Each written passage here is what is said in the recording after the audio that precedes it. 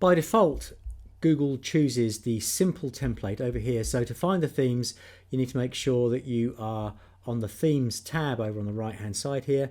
And by default, as I say, Google chooses the simple font, but you can see some preloaded ones, impression, and they all change slightly. So if you click on simple here, we can change the red, see what happens. We don't really see too much happening, to green. Click on Aristotle.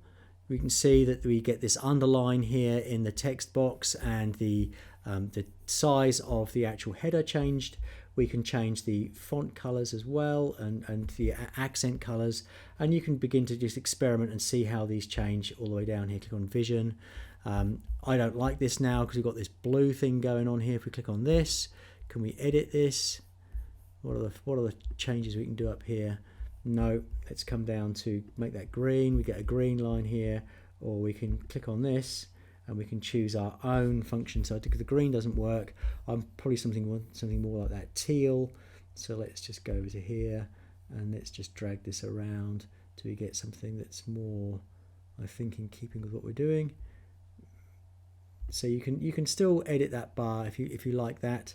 That might be okay, but I personally wouldn't use that. But you can see how you can change that. Come to level. How does that look? You get this yellow bar underneath, but again, if you change that, you get a green bar. That might be better. And you got impression finally. Again, you get red here, but again, if you come across to here, you can change that again. So you can change these functions in here, and you can see that also you've got different font styles that you can choose, but it's pretty limited. And the idea is that it's meant to be straightforward for you to create the content of your web page rather than worrying too much about the layout and setup of it.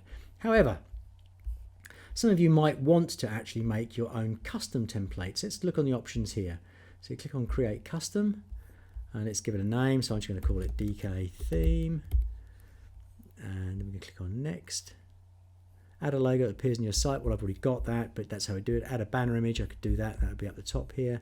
Click next. Now we can click on customize colors. So let's click on customize colors. We can choose. So let's come down to here. I might choose that one, and then I might choose, and I choose this one and come down and choose something like, I don't know, like a half tone. Let's choose that one, and then I might choose something from down here. Let's just say those are my colors, then click next. Now what's really good is you now can choose your fonts as well. So if there's some fonts that you particularly like, so I like, can we find Hammersmith down here? Yeah, Hammersmith 1 I think is a good bold headline, and I actually like Century Gothic as well, so I want to use those. Those are good clean fonts, I think.